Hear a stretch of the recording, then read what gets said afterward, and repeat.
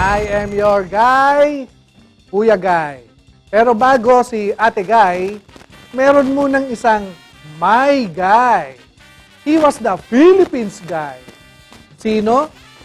Tanungin ninyo sa mga lolo o tatay mo dahil baka isa sila sa 2,912,992 na bumoto sa kanya. The largest majority votes ever in this country.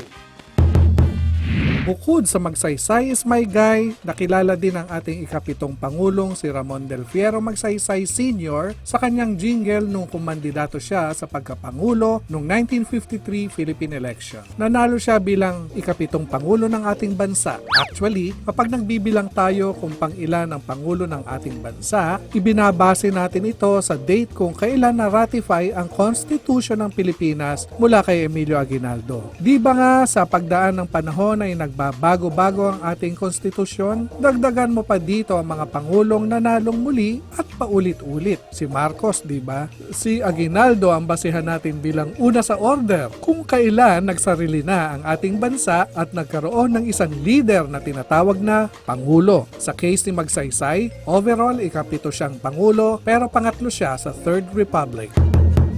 Si Ramon Magsaysay ay ipinanganak sa Iba, Zambales noong ika-31 ng Agosto 1907. Ang kanyang ama ay isang blacksmith o panday at ang ina naman ay isang school teacher. Sa Zambales siya nag-elementary at high school at noong kolehiyo ay lumabas siya ng Central Luzon para mag-aral ng pre-medical course sa Universidad ng Pilipinas noong 1927. Nag-transfer naman siya sa Jose Rizal College noong 1928 kung saan siya nagtapos ng kursong komersyo o commerce. Self-supporting si Ramon nung siya ay nasa kolehiyo. Naging chauffeur siya, mekaniko sa isang bus company at shop attendant sa isang tindahan. Naging miyembro siya ng 31st Infantry Battalion noong ikalawang digmaang pandaigdig. Fast forward tayo sa kanyang pagtakbo sa presidential election noong 1953. Naging miyembro siya ng House of Representatives noong 1946 nang inudyok siyang tumakbo. Then naging secretary siya ng National Defense. Doon siya nagdesisyong tumakbo sa presidential election.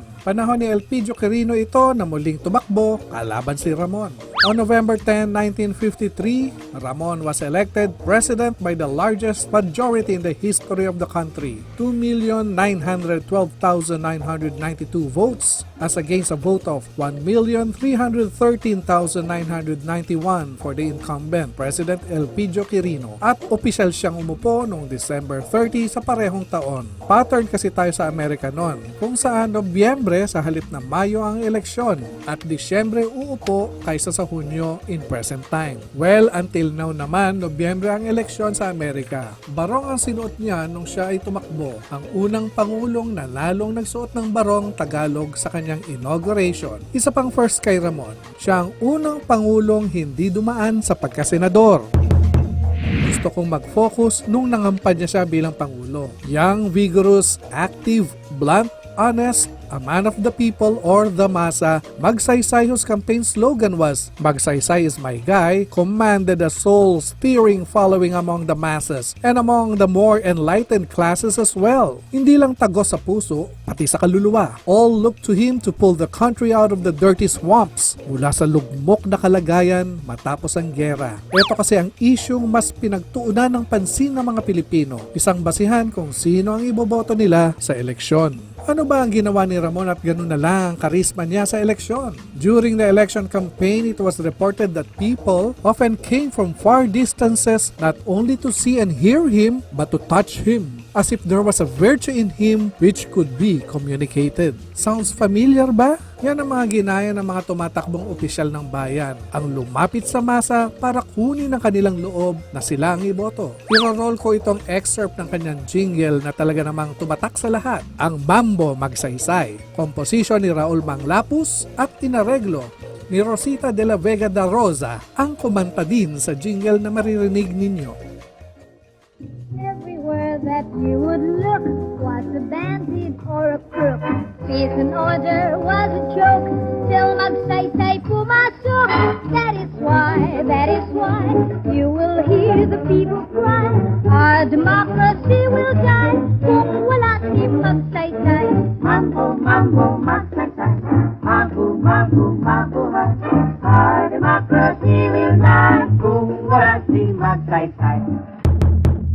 Ang lakas ng recall, ano? Kahit mga bata, kabisado ang chorus nito. So paano naman siya pinalitan? Actually, walang choice na palitan siya kahit matatapos na ang kanyang termino 4 years. 4 na taon kasi dati ang termino ng pagkapangulo ayon sa Constitution. No, hindi siya impeached. No, hindi siya bumaba dahil sa aklasan ng mga tao. Mahal nga siya ng masa eh. Pinalitan siya dahil sa isang plane crash. March 17, 1957, ang term ni Magsaysay ay naputol nang bumiyahe siya through his private jet mula Cebu pabalik ng Maynila. Galing siya sa isang speaking engagement kung saan nag-deliver siya ng kanyang talumpati sa 3 educational institutions. Marso 16 ito. After nito, same day ay uuwi na siya. Madaling araw, 1 a.m. ng Marso 17 ay sumakay siya sa kanyang presidential plane. Ang pangalan ng plane, Mount Pinatubo, isang C-47 plane. Nag-crash ito sa Mount Manunggal sa Cebu. 36